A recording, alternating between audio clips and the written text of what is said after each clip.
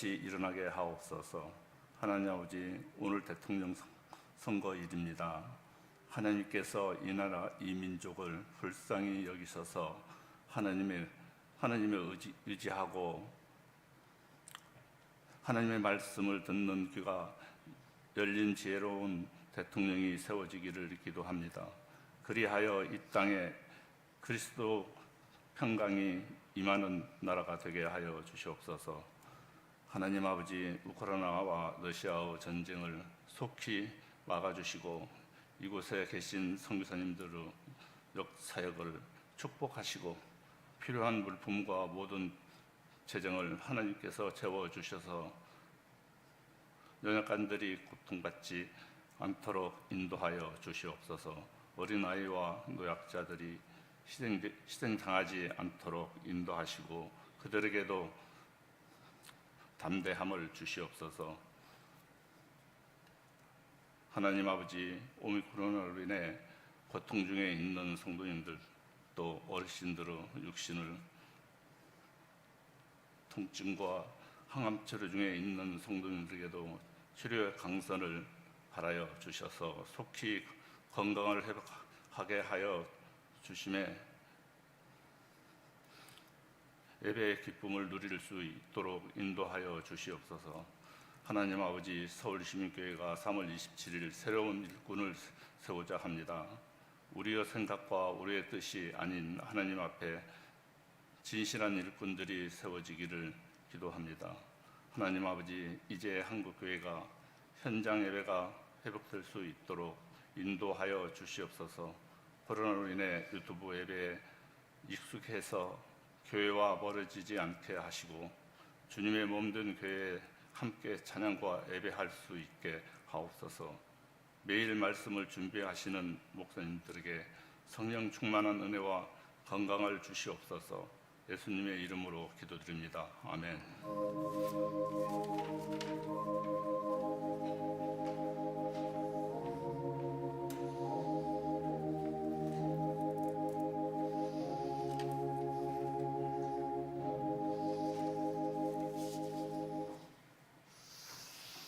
오늘 우리에게 주신 하나님의 말씀은 이사야 30장 1절에서 33절까지 말씀입니다. 이사야 30장 1절에서 33절까지 말씀입니다. 저와 여러분들이 한 절씩 교독하겠습니다. 여호와께서 이르시되 패역한 자식들은 화 있을진저 그들이 계교를 베푸나 나로 말미암지 아니하며 맹약을 맺으나 나의 영으로 말미암지 아니하고 죄의 죄를 더하도다.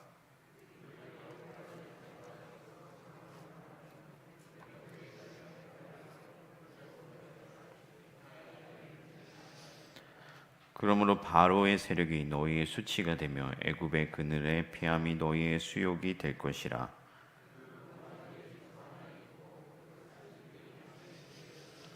그들이 다 자기를 유익하게 하지 못하는 민족으로 말미암아 수치를 당하리니 그 민족이 돕지도 못하며 유익하게도 못하고 수치가 되게 하며 수욕이 되게 할 뿐이니라.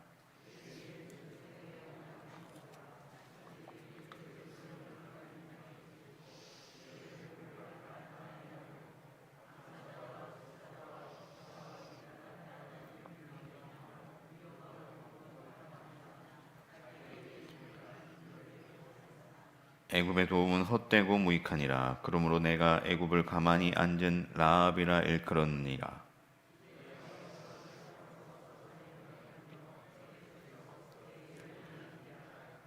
대저희는 패역한 백성이요 거짓말하는 자식들이요 여호와의 법을 듣기 싫어하는 자식들이라.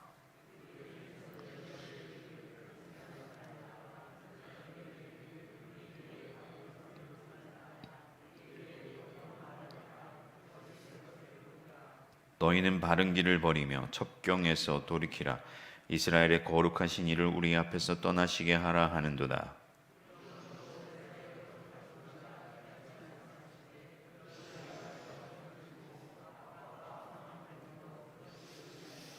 이 죄악이 너희에게 마치 무너지려고 터진 담이 불쑥 나와 순식간에 무너진 같게 되리라 하셨은즉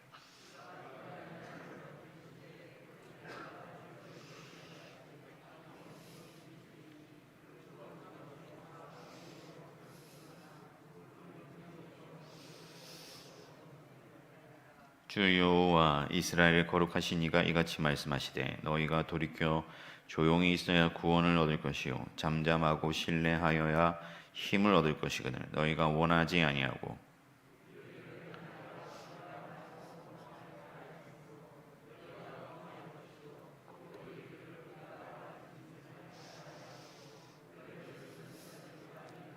한 사람이 꾸짖은즉 천 사람이 도망하겠고 다섯이 꾸짖은즉 너희가 다 도망하고 너희 남은 자는 겨우 산 꼭대기에 깃대 같겠고 산마루 위에 깃이 같으리라 하셨느니라.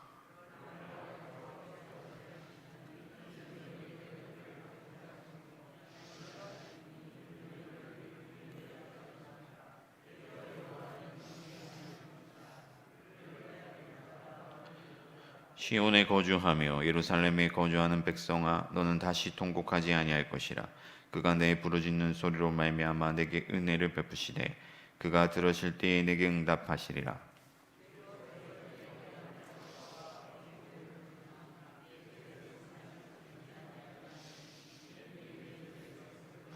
너희가 오른쪽으로 치우치든지 왼쪽으로 치우치든지 내 뒤에서 말소리가 내 귀에 들려 이르기를 이것이 바른 길이니 너희는 이리로 가라 할 것이며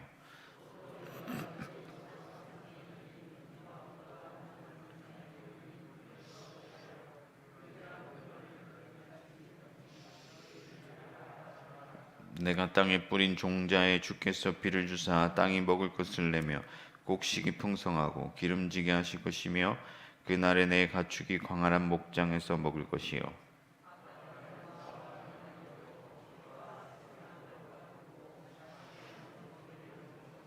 크게 살육하는 날 망대가 무너질 때에 고산마다 줄령마다 그 위에 개울과 시냇물이 흐를 것이며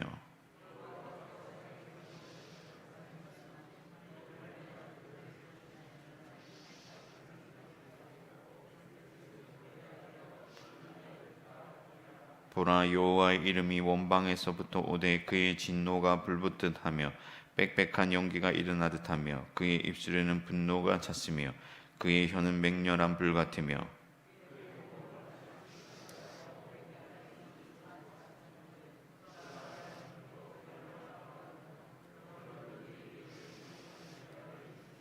너희가 거룩한 절기를 지키는 밤에 하듯이 노래할 것이며 피리를 불며 여호와의 산으로 가서 이스라엘의 반석에게로 나아가는 자같이 마음에 즐거워할 것이라.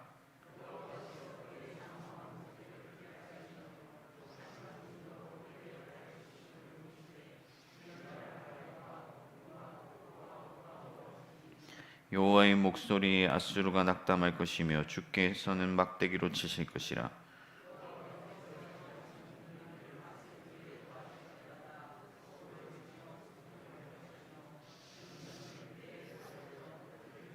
함께 읽겠습니다. 대저 도벳은 이미 세워졌고 또 왕을 위하여 예비된 것이라.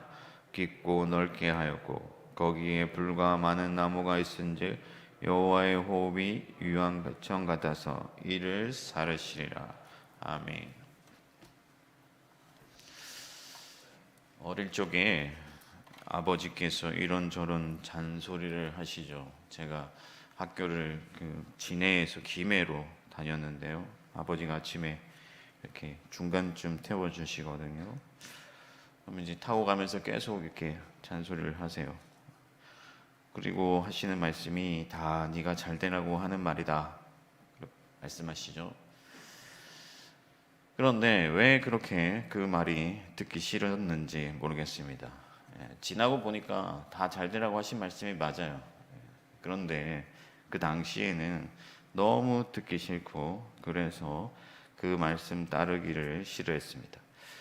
우리는 누구나 청개구리 경향이 있어요. 그때 부모님 말씀을 좀 잘 들었으면 좋았을 텐데 그런 생각들을 하지만 이미 지나간 일이고 후회만 남습니다. 요즘은 개인이 존중받는 시대죠. 예전 사회는 강제성이 짙었습니다. 규율도 심하고 어떤 위아래 이런 개념도 강하고요. 그러나 최근에는 자율과 개성이 존중됩니다. 그래서 그런지 다른 사람의 말을 듣기 싫어하는 경향이 굉장히 짙어졌어요. 여러분들 꼰대라는 단어를 아시는지 모르겠어요. 젊은 사람들이 선배나 혹은 어른들이 이렇게 잔소리할 때 꼰대 같다라는 말을 쓰는데, 제가 꼰대의 사전적 의미가 뭔가 찾아봤더니 구태의연한 사고방식을 남에게 강요하는 사람이라고 되어 있더라고요. 그러니까 구태의연하다는 것은 변하지 않는다는 거죠. 옛날의 모습을 그대로 답습하는 건데, 그러니까 옛적 생각을 강요하는 사람을 꼰대라고 이렇게 비꼬아서 말을 하는 것이죠. 물론 진짜 꼰대들도 있는데 이게 묘하게 우리 안에 있는 어떤 청개구리 경향성과 맞닿아 가지고 좋은 말도 듣기 싫은 거예요.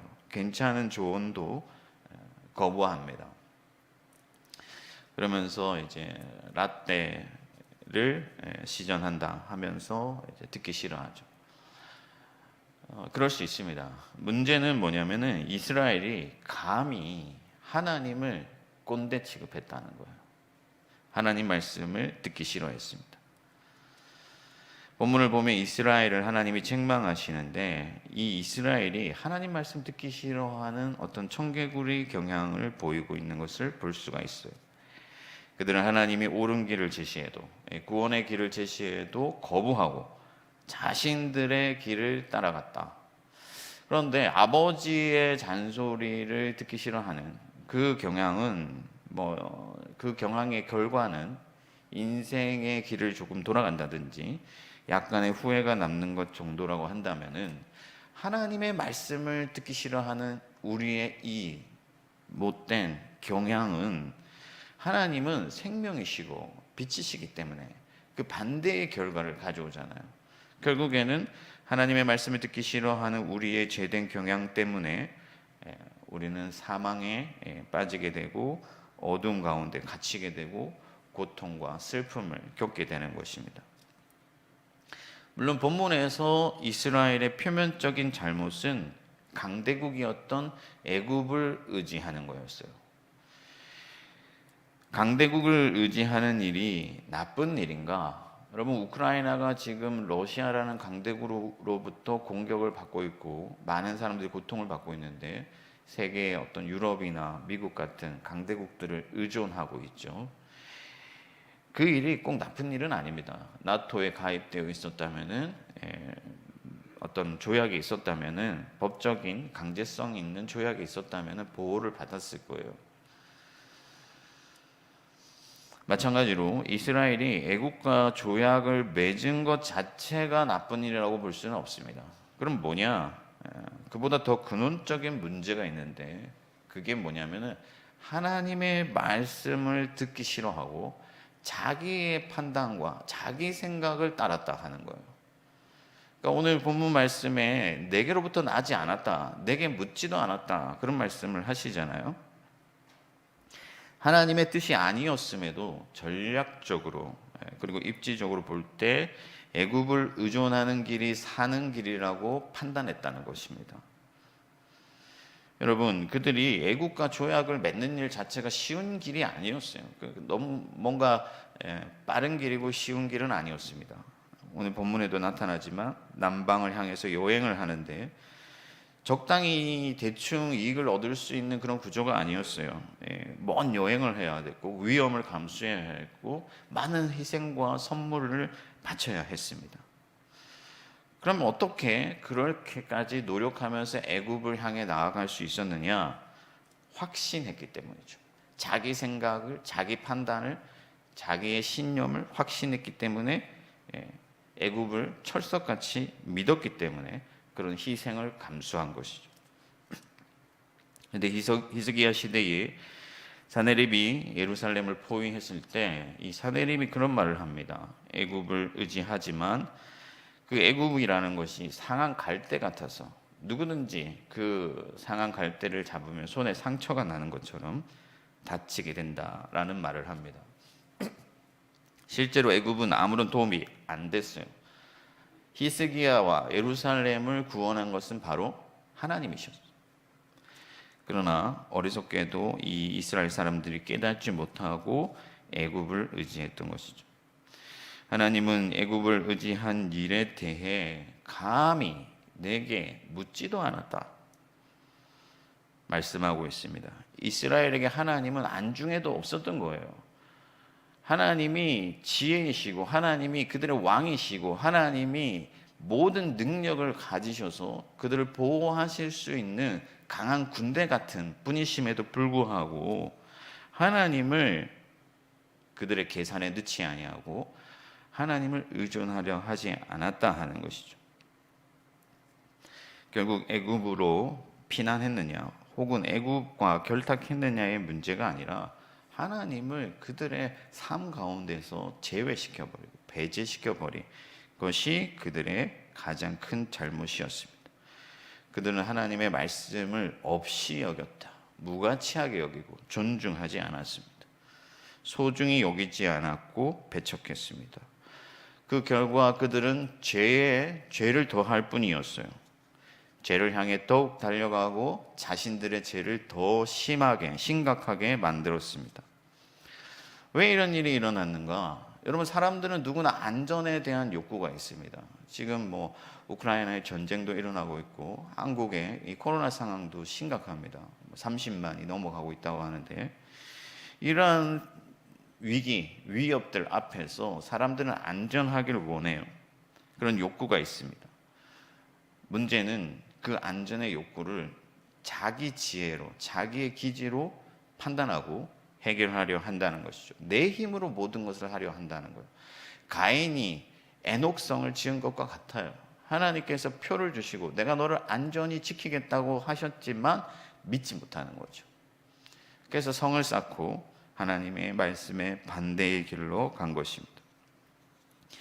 예수께서 말씀하시기를 내 멍에는 쉽고 가볍다라고 말씀하셨어요. 이 쉽고 가벼운 구원의 길이 있음에도 불구하고 그 멍에만 바라보고 자기 아집으로 예수 그리스도께서 말씀하신 길을 쫓지 아니하고 자기의 길을 쫓아가는 것입니다. 여러분, 우리가 의지하는 것이 무엇이든지 하나님으로부터 나지 않으면 그것은 아무것도 아니에요. 상한 갈대와 같습니다. 물에 빠지면 지푸라기라도 잡고자 하지만 그 지푸라기가 힘이 안 되는 거죠. 모든 것을 하나님이 일으키시고 하나님이 무너뜨리시는 줄 믿습니다. 하나님의 영으로 하나님의 뜻으로 되는 일만이 영원하고 선한 일인 것입니다. 그래서 성경은 도울 힘이 없는 방백들을 의지하지 말라 말씀하세요. 오늘 본문에도 7절 말씀에 보면 애굽이 도움이 되리라고 생각했지만 그것은 헛되고 무익하다. 쉽게 말하면 힘쓰지 못하는 라합이다. 동물원의 사자와 같다는 거죠. 그러니까 동물원의 사자를 보면요, 이 유리벽에 갇혀 있잖아요. 굉장히 힘이 셀 것 같지만 아무런 어떤 힘도 발휘할 수가 없죠. 그런 것처럼 이 애굽의 그 큰 군대 그리고 그 강함도 실제적으로는 아무런 도움이 되지 않는다는 것입니다. 여러분, 우리가 생각할 때 세상의 어떤 돈과 권력과 학벌과 명예와 인맥과 부동산이 우리 인생을 안전하게 지켜줄 것 같지만 사실 그것들은 아무것도 아니에요. 바람이 불면 촛불이 꺼지는 것처럼 그런 것들은 하루아침에 무너지고 마는 것입니다. 우리가 최선의 지혜를 발휘하고 모든 지식과 기지를 다 동원하여도 하나님이 하시지 아니하면 아무것도 아닌 것이죠. 오늘 대통령 선거가 있습니다. 우리가 생각할 때 누가 이 나라를 제대로 이끌 것인가 다 판단이 있습니다. 그런데 여러분, 그 판단을 정말로 100% 신뢰할 수 있습니까? 우리가 판단하는 그것이 과연 내가 생각하는 대로 되겠느냐 하는 것입니다. 우리는 다 알 수 없어요. 그러나 하나님께서 하시면 반드시 이루실 것이고, 지금까지 여러분 우리나라 역사를 보면요, 괜찮은 정치인들이 몇 되지 않습니다. 그럼에도 불구하고 여기까지 왔다. 하나님이 지키시고 보호하신 결과인 줄 믿습니다. 어떤 사람은요, 내가 지지하는 대통령 후보가 있는데 그 후보를 뽑지 않는 사람들은 지옥에 간다, 그렇게 얘기를 해요. 유명한 신학자도 그런 얘기를 하더라고요. 충격을 받았습니다. 여러분, 누가 대통령이 되느냐는 우리의 구원을 결정지을 수가 없어요. 그러나 하나님보다 내가 더 옳다는 그 청개구리적 경향은 우리를 파멸로 이끌어가는 것입니다. 그 누구도 하나님 위에 있을 수가 없는 것이죠. 그래서 8절 이후부터는 하나님께서 자기 뜻을, 자기의 길을 고집한 사람들이 받게 되는 심판에 대해서 말씀하고 있는데, 여러분, 바벨탑에서부터 지금 이 세대에 이르기까지 이 세상 나라의 그 삶의 방식이 뭐냐면은 자기의 이름을 높이고 자기의 뜻을 고집한다는 겁니다. 그들은 순식간에 무너져 내릴 거예요. 어떤 대비도 할 수 없고 소돔과 고모라처럼 누구도 피하지 못하고 그렇게 무너져 내릴 것입니다. 자기 힘으로는 저항조차 할 수 없어요. 한 사람이 외치면 다 도망가요. 5사람이 외치면 다 도망가버려요. 하나님을 떠나 교만한 죄를 더했을 때 이러한 일을 겪게 된다는 것입니다. 마지막에 하나님께서 영원한 심판을 준비하셨는데 그 심판만을 의미하는 것은 아니고, 우리가 살아가다가 때때로 우리의 고집을, 우리의 생각과 우리의 아집을 고집하면 하나님께서 때때로 징계를 하실 수도 있는 것이죠. 그렇지만 여러분, 마지막에 우리가 성경을 읽다 보면 하나님이 그 상처를 싸매신다 이런 말이 있는데, 어릴 때 아버지가 회초리를 대잖아요. 그러고 나서는 꼭 약을 발라주시죠. 그러니까 병 주고 약 주는 건데, 하나님께서 상처를 싸매신다, 회복하신다. 무슨 말입니까? 그 심판, 그 회초리가 망하게 하려는 것이 아니라 이스라엘에게, 하나님의 백성들에게는 경고와 같다 하는 것이죠. 그 어떤 부모가 자녀가 찾기를 향해서 뛰어드는 것을 그냥 보고만 있겠습니까? 하나님께서 심판의 메시지를 주시는 것, 어떤 심판을 경고하시는 것, 이것은 우리를 하나님께로 다시 바짝 당기시려는, 하나님의 길을 가게 하시려는 하나님의 신호고 사인이다 하는 것입니다. 그러면 하나님께서 우리에게 이렇게 사인을 주실 때 어떻게 반응해야 되느냐?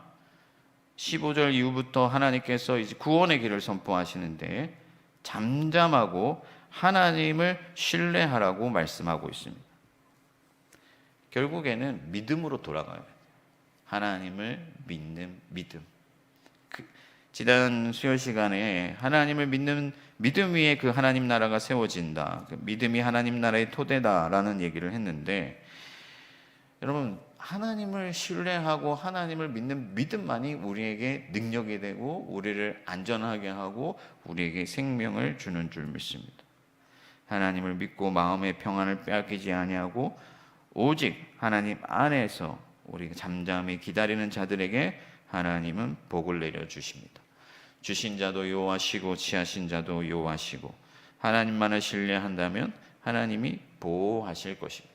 그래서 여러분, 다윗의 시편을 보면요, 다윗이 하나님을 얼마나 의지했는가, 다윗이 얼마나 하나님을 신뢰하고 믿고 기다렸는가 하는 것을 볼 수가 있는데, 시편 28편 7절에 보면 여호와는 나의 힘과 나의 방패시니 내 마음이 그를 의지하여 도움을 얻었도다. 그러니까 이 다윗에게 있어서 방패라는 것은요, 이 생명줄 같은 거예요. 전장에서 살았잖아요. 그러니까 어디서 칼이 날아들 줄 모르는데 이 방패가 없으면 살 수가 없죠. 그러나 실제로 들고 있는 그 방패가 아니라 하나님이 자기의 방패가 되신다라고 다윗은 고백하고 있습니다. 여러분, 의지한다는 것은 하나님을 기다리는 것입니다. 기다리는 자에게 복이 있어요. 기다린다는 것이 어떤 사람들은 잘못 생각하면 아무것도 하지 않는 것이라고 생각할 수 있는데, 그게 아니라 우리는 우리의 최선의 삶을 살아야 돼요. 문제는 기다린다는 것은 하나님을 갈망하는 상태죠. 그러니까 하나님께서 내 삶에 개입해 주시기를, 이 내 삶의 어떤 모든 길 가운데 하나님이 길잡이가 되어 주시기를, 하나님이 나의 도움이 되어 주시기를 갈망하면서 의존하는 상태를 말하고 있는 것입니다. 저도 개인적으로 굉장히 성격이 좀 급한 편이에요. 뭔가 일을 맡거나 계획을 하면 추진해야 되고 제대로 돼야 돼요. 근데 가끔씩 스스로 브레이크를 걸어주거든요. 때때로 기다리려고 하고 쉬어가려고 해요. 왜 그러냐면요, 자칫 잘못하면 우리가 하나님을 제쳐두는, 하나님을 뒤로하는 잘못을 저지르기 때문입니다. 예전에 제가 초등부 교사할 때 이 초등학생 하나가 교회를 갑자기 안 나와요. 그래서 학교도 찾아가 보고 편지도 쓰고 뭐 선물도 보내보고 친구들 통해서 선물도 보내보고 온갖 것을 다 했는데, 제가 이 정도 하면 걔가 나올 거라고 생각하는 어떤 그런 판단이 있잖아요. 그래서 막 열과 성의를 쏟아부었는데 안 와요. 부모님 교회 다니지 않는 친구였는데 너무 답답하죠. 내가 이만큼 했는데 얘가 안 나오는 거예요. 그때 하나님 앞에 제가 작전 기도를 하루에 1시간 일주일 동안 그 친구를 위해서 제가 기도를 했습니다. 하나님의 도움을 간절히 바랬어요. 기대했어요. 하나님이 하시지 않으면 안 된다는 믿음으로 바짝 엎드렸어요. 그랬는데 놀랍게도 일주일 딱 기도하고 그 주일에 그 친구가 교회를 나왔어요. 너무 감사하더라고요. 그러니까 그때 제가 정말 확실히 깨달았어요. 내 힘으로는 할 수가 없구나. 그 친구가 이제 아버지가 배를 탔는데 저도 몰랐어요. 부모님 교회를 안 다니니까 배가 뒤집어졌어요. 그래서 아버지가 사고를 당해서 죽게 된 거죠. 그런 일이 있었기 때문에 이제 엄마가 집에 혼자 있고 그러니까 애가 교회를 못 나오는 거예요. 근데 제가 기도할 때 하나님께서 역사하셨는지 그 어머니의 친구가 가게를 오픈하고 그 어머니를 이제 취직을 시켜준 거예요. 그래서 그 친구가 이제 교회를 나오게 된 거였는데, 여러분, 우리는 하나님께서 마침내 하신다는 사실을 확실히 믿어야 돼요.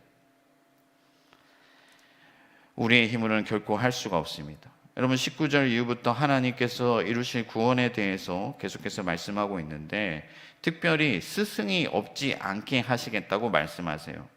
그러니까 우리는 다 양 같아서 각기 제 길로 가기를 좋아하는 고집스러운 사람이요, 그런 죄성을 가진 경향이 있는 자들인데, 하나님께서 우리에게 스승을 보내셔서 옳은 길을 가게 하실 것이라는 거예요. 우리의 참 교사이신 예수 그리스도와 또 그리스도께서 보내신 보혜사 성령을 통해서 우리에게 옳은 길을 가게 하시고 우리의 길이 옛적 같지 않게 하시겠다는 말씀입니다. 주의 성령께서 우리를 깨우치실 거예요. 그러면요, 주님께서 우리를 깨우치시면 어떤 일이 일어나냐면 26절에 보니까 빛이 7배나 더한다. 그러니까 태양이 7개 뜨는 거예요. 그러니까 그만큼 분명하고 밝게 우리의 길을 비추시고 우리에게 하나님의 은총을 내려주시겠다는 거예요. 결국에는 예수 그리스도가 우리의 인생의 해답이 되는 것입니다. 우리의 이 고집스러운 경향을 꺾고 하나님의 길, 올바른 길, 구원의 길, 생명의 길로 인도하시기 위하여 참 목자이신 예수 그리스도를 하나님께서 세상에 보내시고 스스로 구원을 일으키신 거예요. 그분이 오셔서 우리 안에 있는 죄성들을 다 불태워버렸어요. 우상을 제거하실 것이고 우리의 어떤 삶의 풍성함을 더하실 것이요, 또 우리의 상처를 싸매고 회복하실 거예요. 예수 그리스도께서 오셔서 하실 일입니다. 그러므로 우리는 오직 예수 그리스도께 나아가서 그분의 길을 구하고 그분의 지혜를 배우고 그분의 능력을 의지해야 되는 것이죠. 그런 의미에서 이 70일이 굉장히 귀하다고 생각합니다. 여러분, 우리에게는 예수 그리스도께 우리의 두 길을 열어드리고 예수 그리스도께 묻는 시간이 절대적으로 필요해요. 근데 바쁜 삶을 살아가다 보면요, 그렇게 주님 앞에 나아가서 주님의 뜻을 구하고 주님께 묻고 주님을 의지하는 그런 시간들이 없잖아요. 이번 70일 특별 새벽 기도를 통하여서 우리의 참된 교사이신, 우리의 유일한 스승이신 예수 그리스도의 제자로 나아가시기를 바랍니다. 예수의 발치 앞에 앉은 마리아와 같이 주님께 바짝 기대어서 주님의 음성을 듣고 주님께서 가라 하시는 그 길로 나아가 생명을 얻고 구원을 얻고 하나님 나라의 풍성한 은혜를 누리시는 저와 여러분들이 되기를 주님의 이름으로 축원합니다. 공동기도문 하겠습니다. 찬양받기에 합당하신 영광의 하나님, 교회를 정결하고 깨끗하게 빚으시는 하나님을 온전히 의지합니다. 교회의 안팎에 있는 사단의 세력들을 제거하소서. 교회를 향한 경고의 메시지에 귀를 기울입니다. 오직 하나님만을 저희 가정과 교회의 피난처를 삼습니다. 고신 사역자 훈련원이 교육자들을 잘 훈련하여 지혜롭고 순결한 사역자들이 일어나게 하시고 코로나 시대의 사역을 잘 감당하게 하옵소서. 강원도의 30개 교회가 말씀과 기도로 성장하게 하옵소서. 고신총의 모든 교회가 하나님을 소망하며 성삼위 하나님의 능력으로 회복되게 하옵소서. 고신총의 모든 연합회들이 하나 되게 하옵시고 하나님의 기쁨이 되게 하옵소서. 전국 청장년 연합회에 충성된 일꾼과 재정을 주셔서 하나님의 사업이 흥왕케 하옵소서. 전국 남전도의 연합회가 개혁주의 신앙에 굳게 서고 그리스도의 복음을 힘써 전파하게 하옵소서. 52의 길을 맞은 전국 장로회 연합회의 모든 사역을 통해 예수님의 이름이 높임을 받으시옵소서. 모든 역사를 주관하시는 창조주 하나님, 하나님을 두려워하고 교회를 존중하는 겸손한 대통령을 세워 주시옵소서. 러시아와 우크라이나의 전쟁이 속히 그치고 평화를 주셔서 더 이상 고통받는 이가 없게 하옵소서. 의의 태양이시며 세상에 비치신 우리 주 예수 그리스도의 이름으로 기도합니다. 아멘. 지금은 우리 주 예수 그리스도의 은혜와 크신 하나님의 사랑과 성령의 교통하심이 하나님을 싫어하는 죄된 성향을 버리고 오직 참교사이신 예수 그리스도를 따르길 원하는 모든 서울시민교회 교우들 머리 위에 지금부터 영원토록 함께 계실지어다. 아멘.